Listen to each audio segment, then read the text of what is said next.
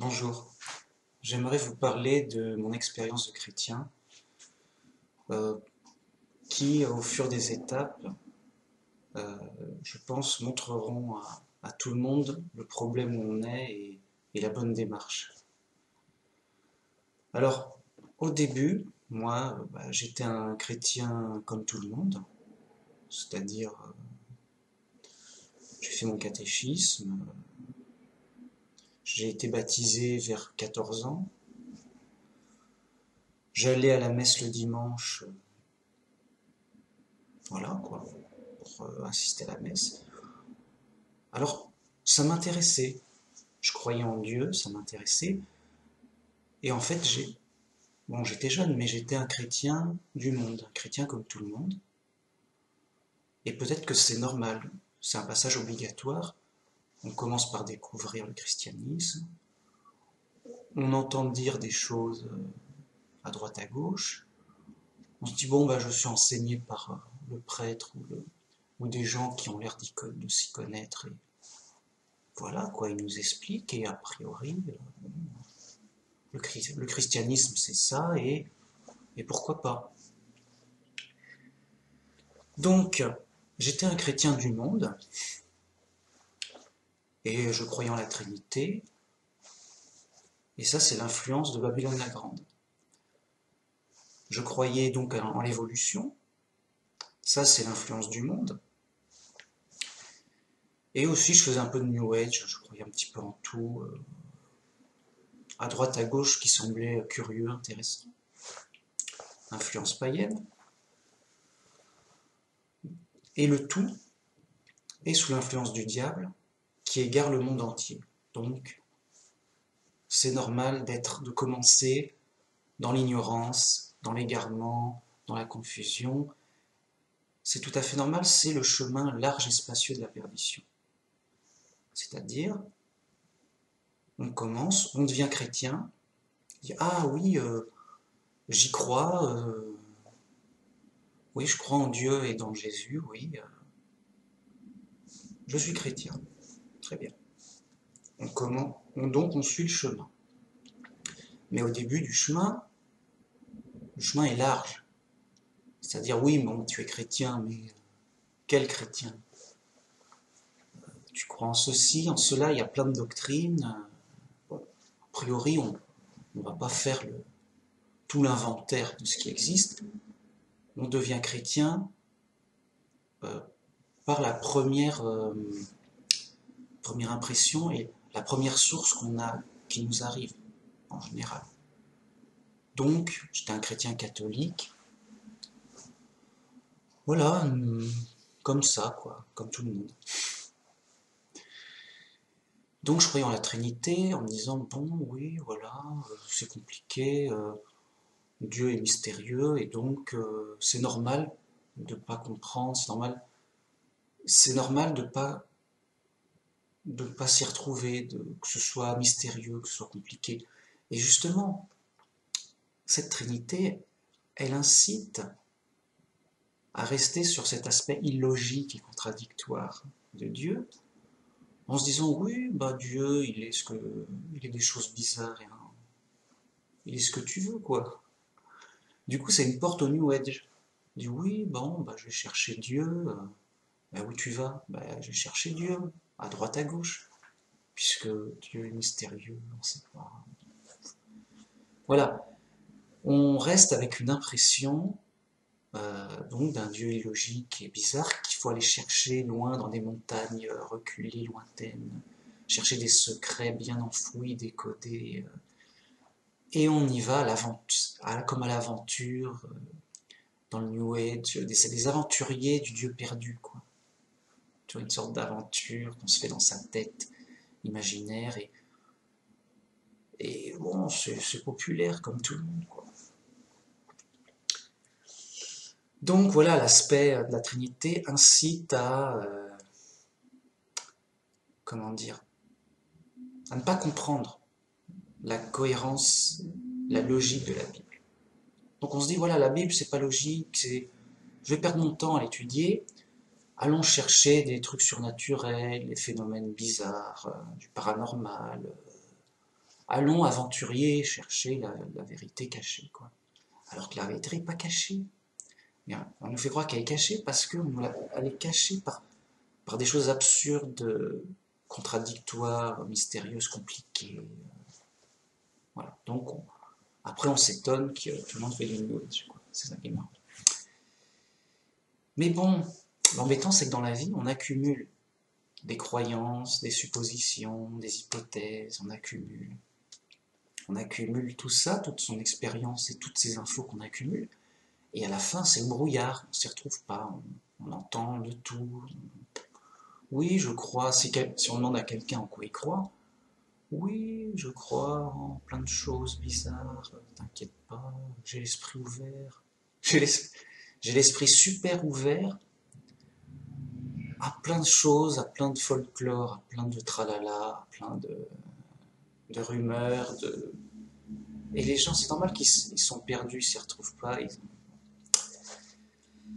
Donc dans la vie, on accumule toutes sortes de choses, de croyances, plus ou moins bizarres, plus ou moins diverses.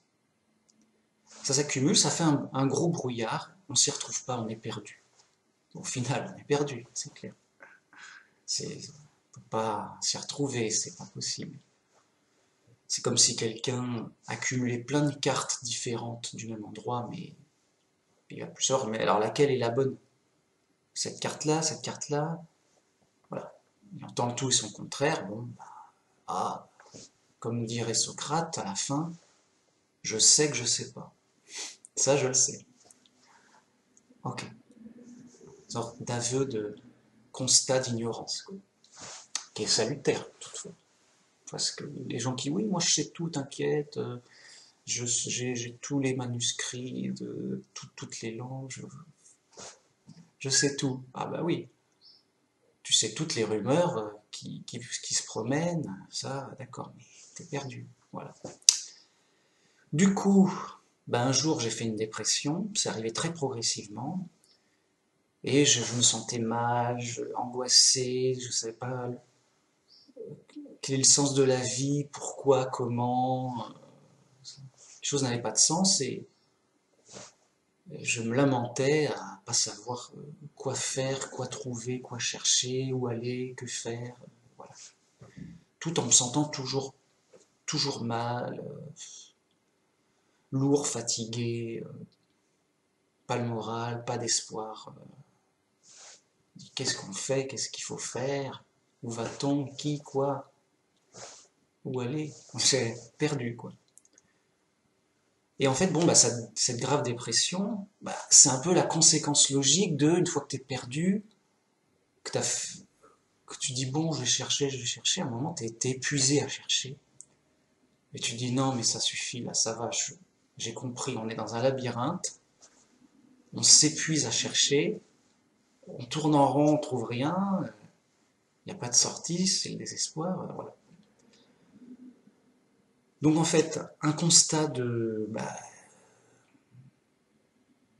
qu'au final, bah en fait, j'avais pas de solution, j'étais perdu, quoi. Et donc ça m'a amené à faire le ménage, un grand ménage en disant, bon, en fait, oh, qu'est-ce que c'est que tout ça, là? À quoi ça me sert? À quoi ça m'est utile? Là, je suis mal, je suis perdu, vraiment, c'est urgent que je me remette sur pied, quoi, que je respire, que voilà, je suis en train de mourir à petit feu, alerte, quoi. Donc c'est quoi ces trucs-là, quoi? Bon, maintenant on parle sérieusement, là. Maintenant, c'est une question de ma vie, c'est une question de ma vie est en jeu, quoi. Donc, deviens sérieux, attention, voilà, on devient exigeant, en fait. Donc, grand ménage, en me disant, mais qu'est-ce que j'en sais de ceci? Qu'est-ce que j'en sais de cela? Mais, enfin, qu'est-ce que j'en sais?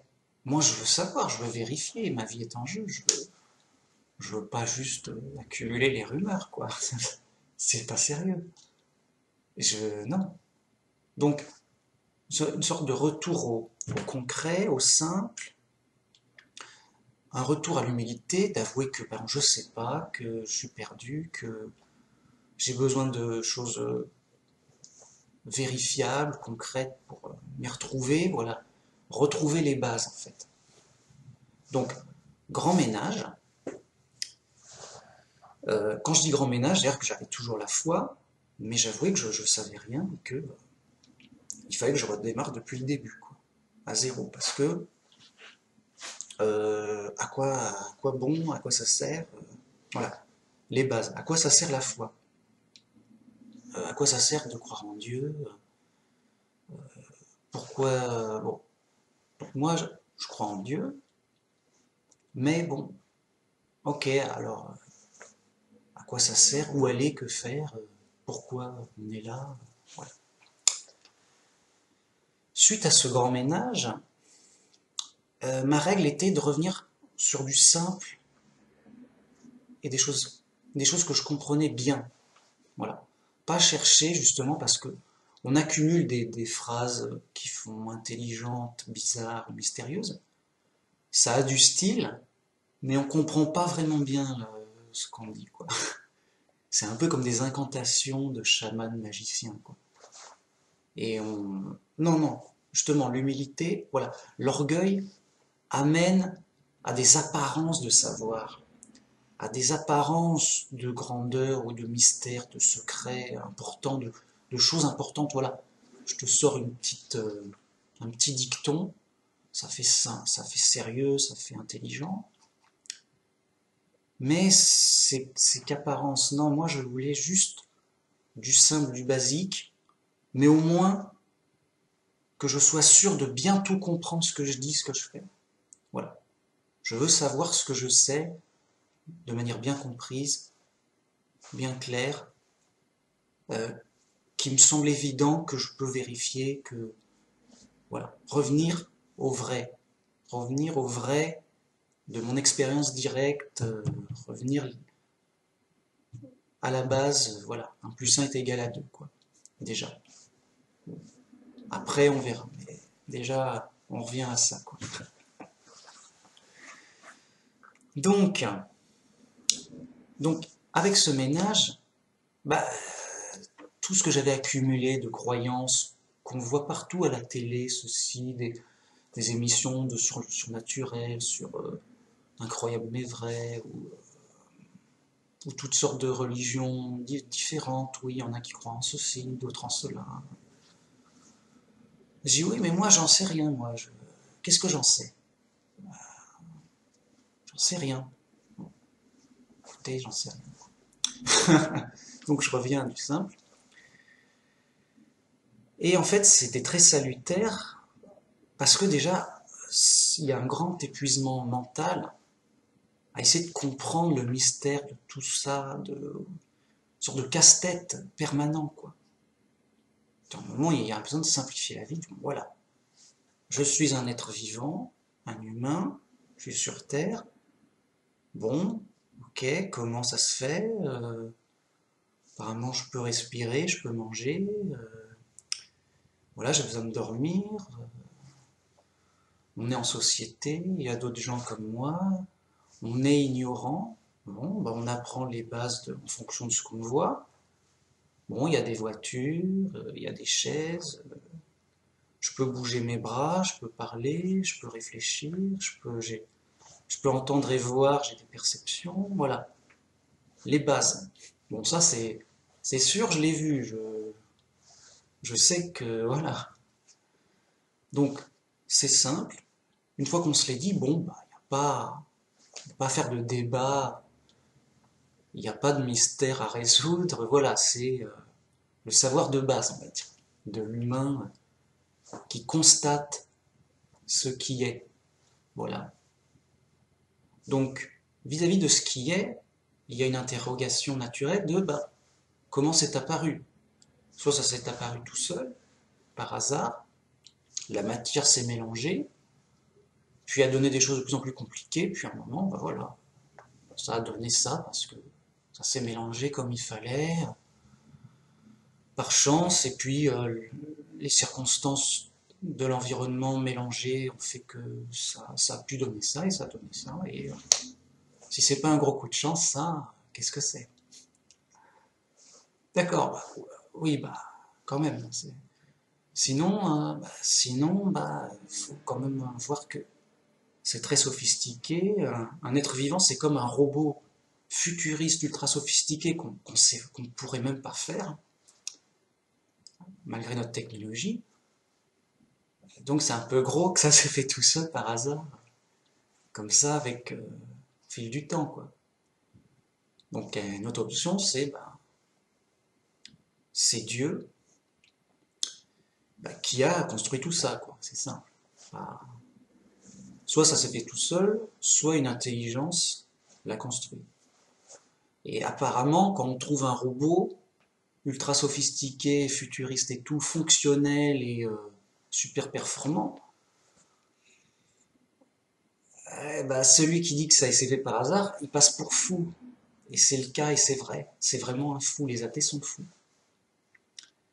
Donc, c'est évidemment forcément une construction d'une intelligence, d'une volonté. Donc, là, c'est ma conviction de départ.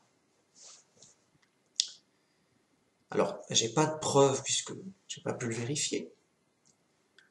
Mais j'en ai quand même une certaine preuve logique que les voitures ne se font pas par hasard. Si quelqu'un me dit ma voiture c'est par hasard, j'étais fou. Non, t'es fou. C'est forcément une intelligence qui a fait cette voiture, parce qu'elle est fonctionnelle, elle est sophistiquée, tout ça. À plus forte raison pour des choses énormément plus sophistiquées et fonctionnelles qu'une voiture. Les êtres vivants, c'est des super robots futuristes qu'on ne peut pas faire actuellement. Donc, à un moment, faut être sérieux. Moi, je suis sérieux. À un moment, faut être sérieux, logique. Donc, à partir de là, si quelqu'un est sérieux, logique, raisonnable, il est obligé d'être croyant. Sinon, il est fou. J'y peux rien. Les gens sont fous, ils sont libres. Moi, voilà, les gens naissent ignorants, ils s'imaginent plein de choses. Voilà, c'est dommage. Enfin, ils sont fous, quoi. C'est pas. Tant pis, j'y peux rien. Et pas moyen de les raisonner. Hein. Je dis, mais enfin, c'est pas sérieux. Non, non, on veut croire au hasard. Bon, c'est pas gagné pour vous. Hein. Pourtant, je suis pas le seul. Voilà, je suis quelqu'un de normal comme tout le monde. Juste, j'aime ce qui est simple, logique. Voilà. Je n'aurais jamais l'idée de dire une voiture c'est faite par hasard. C'est je, c'est un être humain normal, il dit une voiture, c'est quand même sophistiqué, c'est fonctionnel. Quand même. C'est pas possible. Donc, voilà, partant sur des choses assez évidentes, qui font évidence à l'esprit, de manière claire et presque indiscutable, sans pourtant que ce soit prouvé avec oui, est-ce que tu y étais toi au début du monde pour savoir? Non. Mais la logique me met fortement dans la direction qu'il y a un Dieu qui a créé ça. Enfin, sur ce, euh, ensuite, comme j'étais toujours chrétien, euh, bon, moi j'avais mis ça de côté en me disant, bon, oui, ok, je suis chrétien, je suis sauvé parce que je crois en Jésus, bon, et ensuite, qu'est-ce que j'en fais? Voilà. Ok, je crois en Dieu, je crois en Jésus, le Fils de Dieu, bon, c'est bien.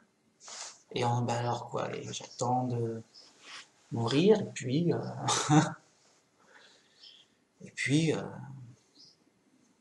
on verra bien. Voilà, moi je peux pas faire plus. Mais grâce aux témoins de Jéhovah, j'ai eu une étude gratuite avec eux. Et ce que j'ai aimé, c'est qu'on est revenu à la simplicité de la Bible. Et donc, en fait, je me suis dit, mais en fait, c'est pas compliqué à comprendre. C'est assez simple. Et cette idée de Trinité, mais ça n'a pas de sens. Enfin, au moins, si c'était vrai, il aurait fallu bien l'expliquer clairement, quoi. Je veux dire, à un moment, enfin, voilà, tout de suite, je me suis dit, c'est une idée contradictoire, complexe, absurde, bizarre, quoi, qui si elle est vraie, on ne peut pas la deviner. Il aurait vraiment fallu que le Christ et les apôtres l'expliquent en long et en large, à plusieurs fois, qu'on soit sûr de ne pas se tromper, parce que là, on ne sait pas. Mais non, il n'y avait rien. Alors bien sûr, il y a quelques sous-entendus. Oui, il ne serait pas Dieu par hasard. Par hasard. À un moment, voilà. Il n'y a pas de hasard qui tienne ou de devinette à résoudre. Donc là-dessus, je suis revenu grâce à eux sur du simple, sur le message de la Bible simple, et voilà, c'était plus clair, et c'était intéressant, et il fallait revenir justement aux, aux Écritures de manière simple pour s'y retrouver. Donc c'était très bien. Mais là où ça a été encore plus intéressant, c'est que j'ai bien compris, par mes réflexions, à un moment ça a fait tilt, parce que je suis passé du chrétien du monde au chrétien selon la Bible, et c'est différent. Au début je croyais que, oui, Adam et Ève, c'est une sorte d'image, bon, c'est du début parce que on ne sait pas, voilà. Et puis même on n'y pense même pas, on met ça de côté, on n'y pense pas en fait. Comme ça c'est réglé. Il y a un problème, on n'y pense pas, oui, c'est voilà, c'est compliqué, c'est une image, voilà, ça intéresse personne, c'est comme ça.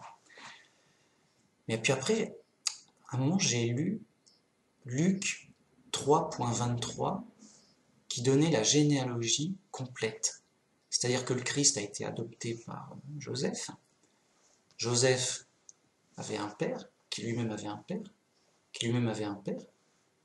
Donc de père en fils, ou de fils en père, justement, on remonte de manière logique et concrète dans le temps, chronologique, et donc on passe par David, on passe par Abraham, puis à un moment on passe par Noé, puis ça continue, Noé avait un père, c'était un tel avait un père, c'était tel autre.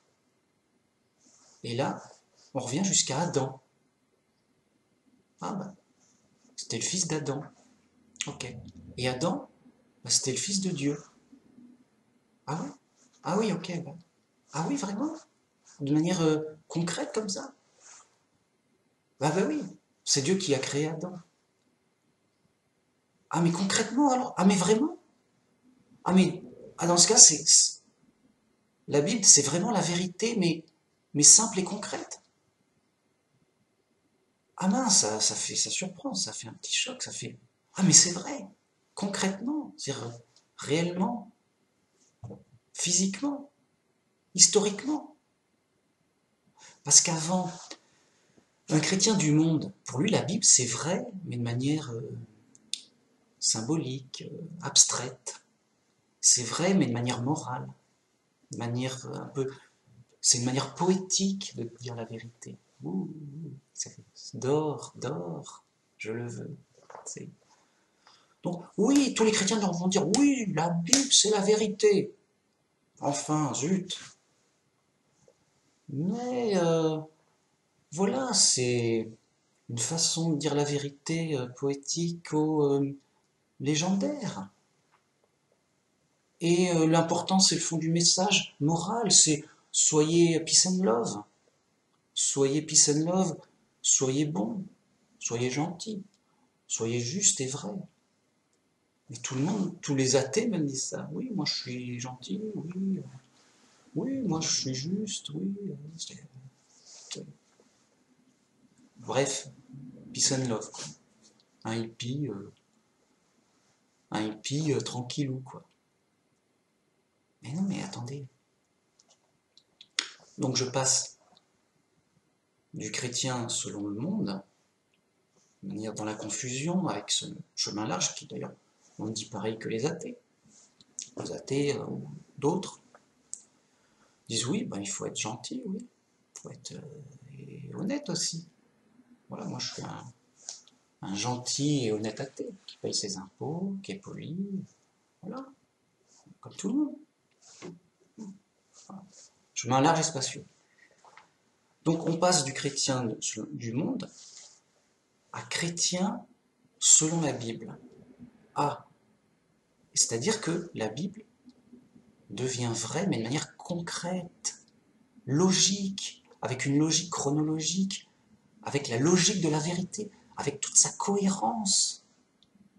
On nous a vraiment dit réellement ce qui s'est passé depuis le début de l'humanité. Voilà, il s'est vraiment passé ça. Voilà, et comment concrètement, là, de père en fils, en temps de jour, tac, tac. Voilà, Dieu a fait ça, puis après il a fait ça. Les événements, tout. Mince. Mais enfin, c'est dur à croire. Ah oui, c'est dur à croire, parce que t'as l'influence du monde, t'as la science corrompue par l'athéisme, qui te fait croire que tu viens du hasard et que tu es un accident génétique d'un singe mutant. Tu reviens de loin. Et ça, voilà, c'est normal. On est dans l'ignorance, on est dans le monde de l'ignorance. Donc on entend plein de choses bizarres et l'influence du monde. Voilà, c'est le monde, c'est des ignorants qui parlent. Bon, ils ont le droit de parler, ces ignorants. Mais on n'en sait pas plus. Alors je dis, oh, t'es dur de dire que le monde c'est ignorant. Enfin, on a des ordinateurs, on a des voitures et tout. Oui, ben, moi, par exemple, je suis un ignorant. Mais, par exemple, en face de moi, j'ai un clavier. Je vous dis que là, j'ai un clavier. Je sais que j'ai un clavier. Pourquoi? Parce que c'est dans mes limites de perception. Je peux le vérifier. Voilà. Donc je suis un ignorant qui vous informe que devant moi, il y a un clavier et que je le sais parce que je le vois. Donc, évidemment que le monde a un certain savoir mondain de ce qu'il peut voir, se toucher, vérifier. Et donc, construire des vélos, des voitures, des avions, voilà, des petites constructions matérielles utiles et pratiques. Ok, ça ils savent. Parce que c'est dans leurs limites de compétences. Ils assemblent des bouts de fer, ils mettent des fils électriques, ils mettent un moteur, des roues. Avec l'expérience, ils savent faire, c'est bien, ça roule. Ça roule. Mais l'embêtant, c'est que tout le monde veut aller au-delà de ses limites. Et donc, tout le monde invente au-delà de ce qu'il sait. Et se crée un monde imaginaire, plein de fausseté, quoi, forcément. Donc, voilà, on ne sait pas. C'est Dieu qui sait. Et donc, Dieu, par la Bible, nous dit clairement ce qui s'est passé. Et après, c'est une question de confiance. On fait confiance aux écrits de la Bible ou pas? Et, et c'est ça qui est de devenir chrétien selon la Bible, c'est-à-dire quelqu'un qui s'est un peu réveillé et qui a réalisé qu'en fait, la Bible, elle est concrète, elle est logique, elle est cohérente. C'est un message, c'est historique, c'est un vrai témoignage de vérité cohérent. Donc on y croit, on n'y croit pas. Mais c'est un message cohérent qui n'a pas lieu d'être déformé de toutes sortes de façons. Et ce réveil, justement, il est important parce que c'est justement la vraie foi. C'est vraiment croire que c'est vrai, que le message est vraiment vrai. Parce que sinon, tout le monde pourrait dire, oui, la Bible est vraie, mais quand on parle d'une vache, on parle d'un coq. Et là, quand il parle d'une maison, ben en fait, il parle d'une brouette. Voilà. Donc les gens déforment ça tout en fait, pour croire à un autre message que le message initial, tout simplement. Donc en fait, ils ne croient pas réellement dans la Bible, puisqu'ils la transforment en un autre message, et donc ils croient en leur religion, à eux, qui se sont interprétés eux-mêmes. Mais croire vraiment dans la Bible, c'est croire qu'elle est vraie, comme elle nous est annoncée, qu'elle est concrètement vraie, que le message est vrai, c'est-à-dire réel, que ça s'est réellement passé. C'est un simple témoignage de ce qui s'est réellement passé. Et donc si on croit que c'est réellement passé comme c'est écrit, comme Noé a bien fait un bateau et il y a bien eu un déluge complet, vraiment comme c'est écrit, bah dans ce cas-là, on croit dans le témoignage de la Bible. Alors c'est dur à croire, mais voilà, on y croit. Sinon, on y croit à moitié ou pas du tout. Et et voilà, et voyez, on n'est pas dans une foi complète et on y croit un peu de loin, pas trop. Et on s'éloigne de la vraie foi et on est dans un chemin large. Et en fait, on est un chrétien du monde, selon les idées du monde. On croit donc à une histoire de la Bible, selon le monde, voilà, différente quoi. Donc, c'est une première partie de mon témoignage. Je pense que j'en ferai une deuxième plus tard. Tout ça pour montrer l'importance euh, que tout chrétien commence dans le chemin large et spacieux de la perdition. C'est un chrétien du monde, dans les églises du monde. Et c'est normal, on peut pas, on est ignorant, on commence à apprendre là. Puis au cours de sa vie, en cherchant Dieu, en cherchant à comprendre, eh bien, on est amené à sortir de ce chemin pour chercher un chemin plus étroit, plus resserré vers la vérité, concrète, logique. Et donc, il y a un passage obligatoire du chrétien à cheminer vers du plus en plus vrai, du plus en plus réel, concret, et donc à, à devenir et à affermir sa foi pour devenir un chrétien selon la Bible.